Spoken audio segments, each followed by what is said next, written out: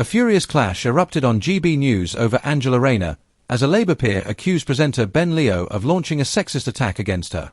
It seems it's all right when it's not your money, because nothing quite conveys being a champion of the working class like spending £800,000 on a seaside apartment while lecturing the rest of the country on housing inequality.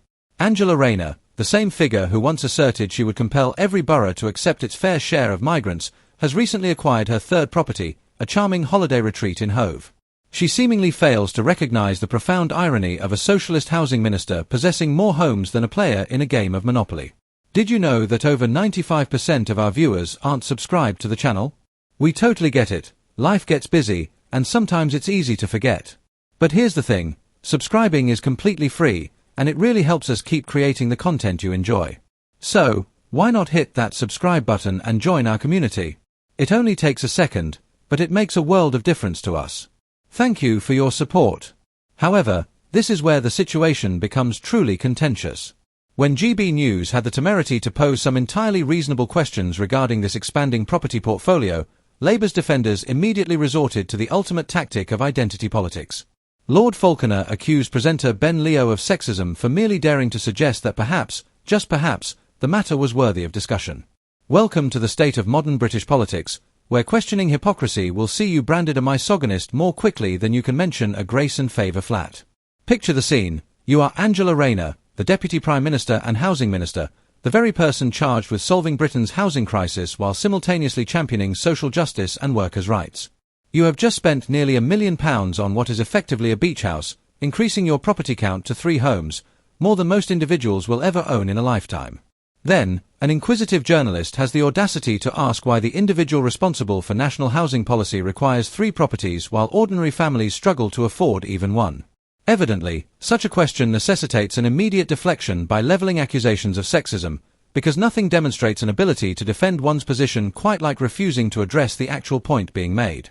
Ben Leo's line of questioning was about as controversial as asking why the sky is blue.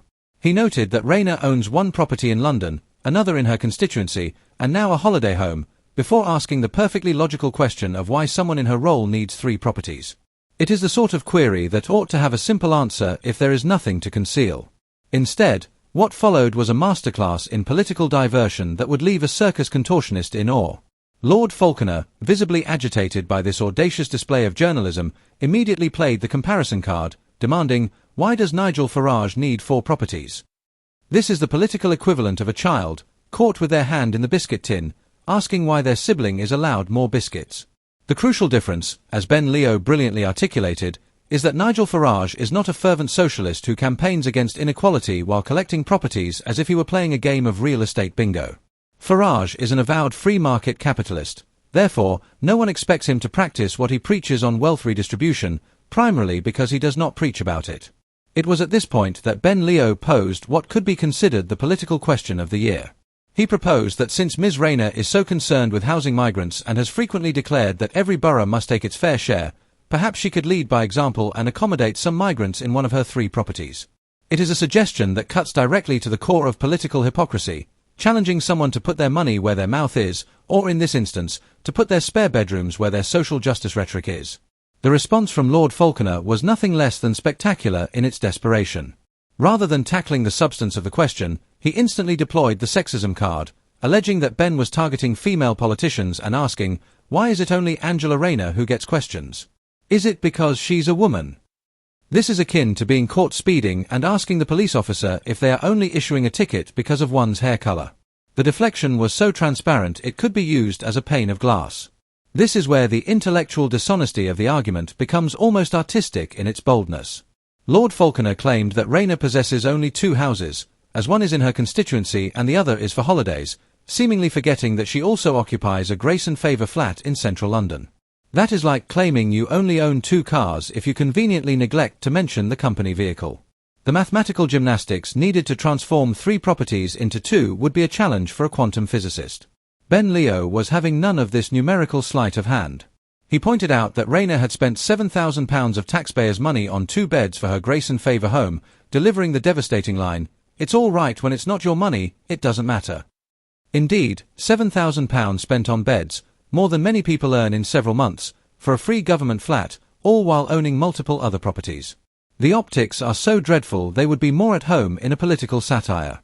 The hypocrisy meter shatters completely when one considers that Ms. Rayner is in the process of imposing an additional 100% council tax charge on second homes. In effect, she is purchasing her third property while concurrently making it more costly for everyone else to own a second one. This is comparable to a smoker campaigning for a ban on cigarettes while lighting one up during the press conference. The level of cognitive dissonance required to hold such a position would pose a significant challenge to a professor of philosophy.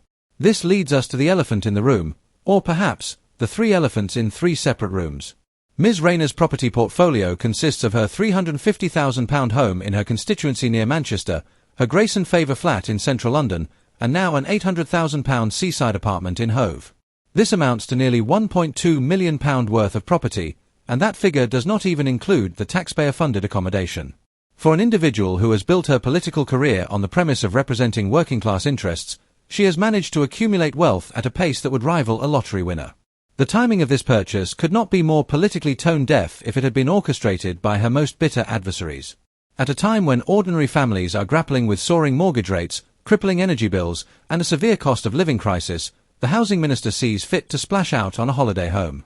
It is reminiscent of Marie Antoinette purchasing a second palace during the French Revolution and then expressing puzzlement as to why the public is upset. The previous controversies surrounding Ms. Rayner's property dealings add yet another layer of complexity to this narrative. She has faced allegations concerning potential breaches of electoral law and the avoidance of capital gains tax and council tax in relation to the 2015 sale of her former council house in Stockport. Although she has consistently dismissed these accusations as deliberate smears, the persistent pattern of property-related questions that follow her suggests there may be more substance to them than simply political opponents slinging mud in the hope that some of it will stick. The angle on migration policy, which Ben Leo raised, cuts directly to the heart of the political hypocrisy prevalent in modern Britain.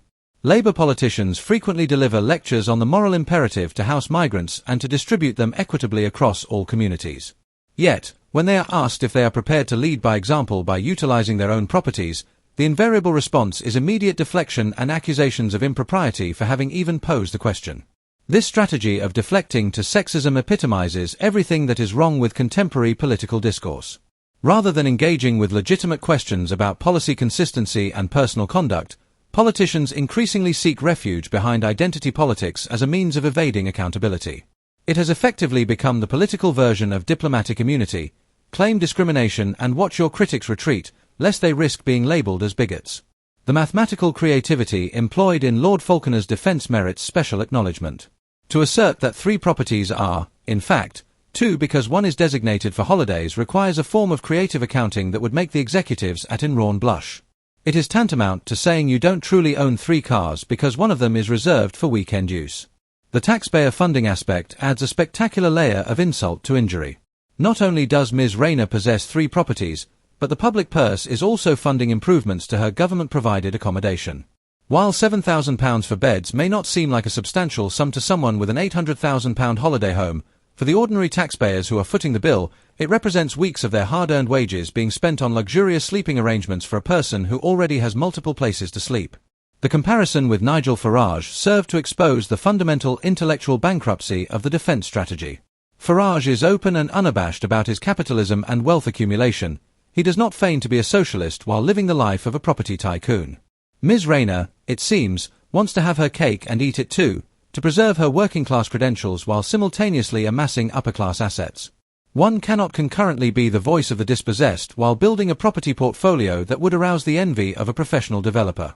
Finally, the hypocrisy surrounding the council tax policy deserves its own chapter in the annals of political contradiction. Implementing a 100% surcharge on second homes at the very time you are buying your third property is akin to a speed camera operator breaking the speed limit on their way to work every day. The sheer lack of self-awareness required to maintain such a stance suggests either a complete political tone-deafness or a cynical calculation that the media will not dare to challenge it for fear of being accused of sexism. The situation with the Grace and Favour flat introduces another layer of absurdity to this property saga. These residences are provided so that ministers can carry out their duties in London effectively, without the financial burden of property costs. They are not intended to be luxury crash pads that receive taxpayer-funded refurbishments while the minister simultaneously builds a private property empire. It is analogous to using a company car for personal holidays and then submitting an expense claim to the company for premium fuel. The consistent pattern of deflection that emerges whenever questions are raised about Ms. Rayner's finances points to a deliberate strategy rather than a series of isolated incidents.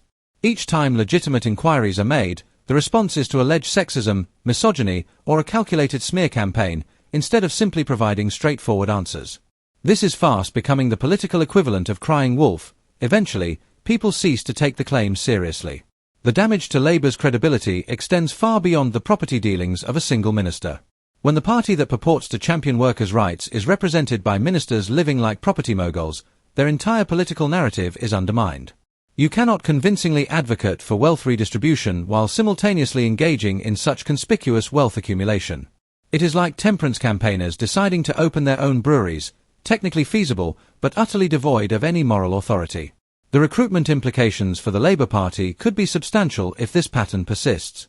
Young, idealistic activists who join the party out of a belief in social justice may well become disillusioned upon discovering their leaders are living lives profoundly different from the ones they preach about. It is akin to joining an environmental organization only to find that its leadership charters private jets to attend climate conferences. The media's response to this controversy serves to reveal the deep politicization of British journalism. Questions that ought to be straightforward matters of public interest are transformed into battlegrounds over identity politics and accusations of media bias. It is becoming impossible to ask legitimate questions of public figures without the conversation immediately pivoting to the motivations and biases of the questioner, rather than the substance of the questions themselves. The international implications of this brand of political hypocrisy are damaging to Britain's reputation for good governance and ethical leadership. When British ministers cannot maintain consistency between their public pronouncements and their private actions, it erodes the UK's ability to lecture other nations on corruption and good governance. It is like being a marriage counsellor who is actively cheating on their own spouse.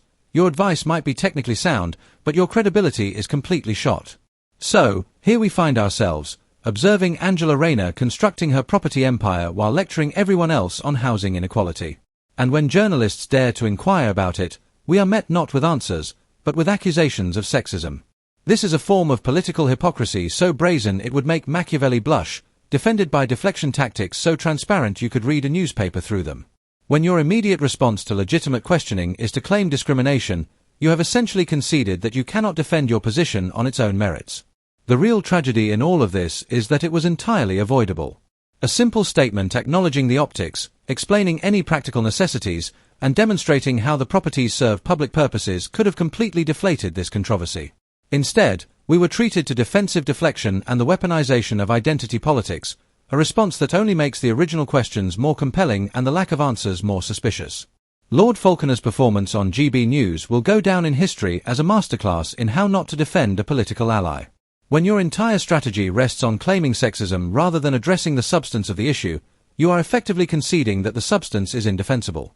It is like a defense lawyer whose entire case revolves around complaining about the prosecutor's haircut, technically a form of advocacy, but highly unlikely to persuade anyone. The broader lesson here concerns political accountability in the age of identity politics. When legitimate questions about conduct can be brushed aside by claims of discrimination, accountability suffers, public trust erodes, and our democracy is weakened as a result. We require politicians who are capable of answering questions about their actions without immediately resorting to claims of victimhood. And we need a media environment where asking those questions is not automatically treated as evidence of bias. If you are as frustrated as I am by watching politicians dodge accountability by playing the identity politics card, then hit that subscribe button and let's continue to hold them to account. Alert View is here to ask the questions that need asking, irrespective of which deflection tactics are deployed in response. Share this video with anyone who believes politicians should have to answer for their actions rather than hide behind accusations of discrimination. Let's maintain the pressure for actual answers, not political theatre. Ring that notification bell, because in a world of deflection and distraction, someone needs to remain focused on the facts.